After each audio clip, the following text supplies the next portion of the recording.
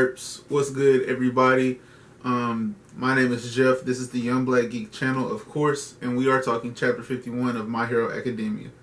Now, I want to start by saying this was a 4 fire emoji chapter for me personally. I really enjoyed this chapter. Usually, a chapter like this, I would like to do a complete read-through, but this one kind of made me feel a few different ways, and so I'd like to address this chapter review a little bit differently and address those key moments in this chapter where I feel like this chapter was strongly targeted at two similar ideologies on what heroism is and what it means to truly be a hero, where Stain's ideology is that a hero is a person who goes to save those who need saving, regardless of all other circumstances. And while Ida's stance on heroism is similar, his vision of being a hero is avenging who he loves and standing up for what he deems justice.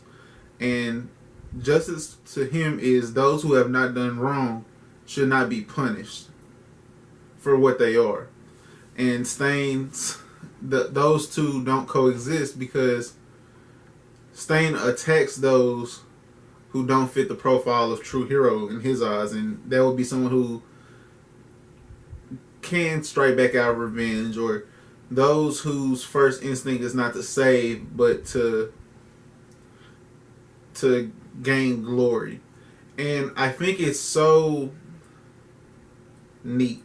Like, I was very happy that Horikoshi finally put Midoriya and Stain together in a panel, because I wondered how someone who jumps in head first to save others would be viewed by Stain, because that is Midoriya. Midoriya is extremely headstrong in that facet where he fits the bill of the prototypical hero.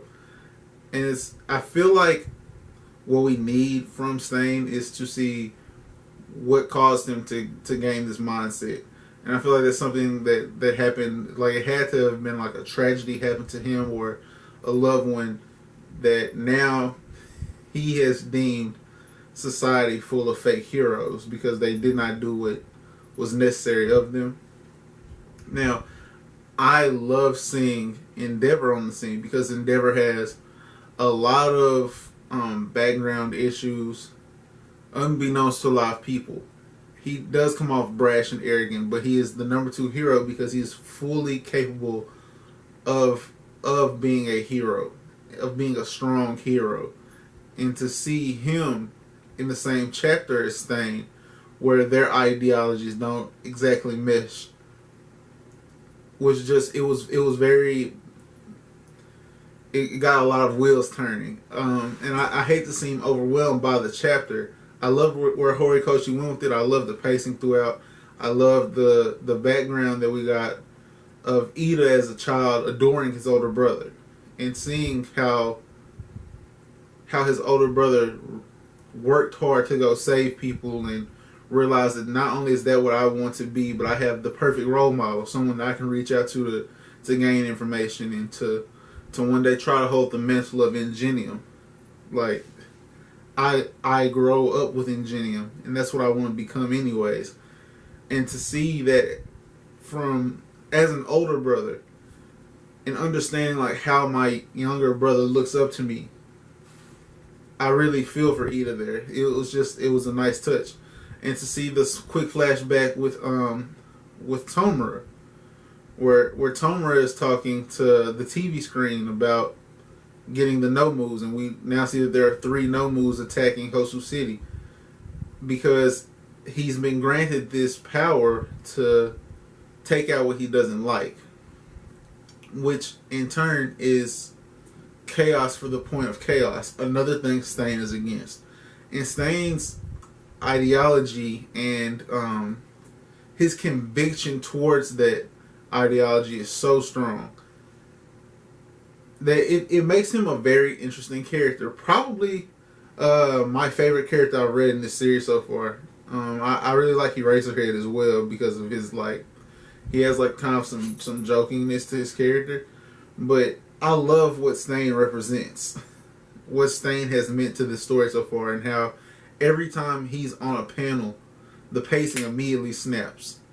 The pacing immediately like rises when he's on a panel, and you feel what he has going on. I think that's huge. I think that's huge, and I think it was eye opening for Ida, and it was in the middle of the chapter. I mean, it was kind of towards the tail end where he has this. I don't want to say it's like a rant or soliloquy, where he's just like, or a monologue. It wasn't even really that. He was just talking, where he was just like, "You'll pay for what you did to my brother." Like, he was such an awesome brother, an awesome hero. He was my hero, like, and you had to pay for it. And Stain looks at him and he's like, "That's why you have to die. Because you're driven by rage instead of saving the person over there that needs your saving." And to see how fast Midoriya got there, because I haven't even gotten to Midoriya's ability to use his quirk now as a speed boost. How fast he got over there with the one for all punch locked in. Because you saw like he had the streaks going through his arm where he charged up and hit the smash punch. Man, Midoriya's made major gains. And with Endeavor on the scene now, which means Shoto is also on the scene, we have Midoriya going to save Ida. Like, it's picking up a lot. It's picking up a lot. I was very, very happy with this chapter. So that's gonna be it. I know it's a lot quicker than these usually go. A complete read through didn't really. There were parts in this chapter that I wouldn't have addressed as much as I wanted to touch on how I felt about Stain and the differences between Ida and Midoriya, where Midoriya comes from, and all of those things. So, 4 fire emojis. This will be, you'll get one more My Hero review. I should be able to pump out one more for Friday. There won't be one tomorrow. So we got today, not one tomorrow, then one on Friday. If you like this video, please give it a like. It goes a long way. Subscribe to the channel if you haven't, because this has been my most consistent week for a while now, actually, in terms of posting content. In the comment section below, how did your New Year's go?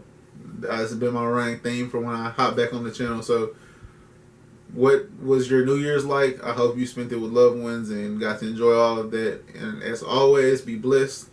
Peace, guys.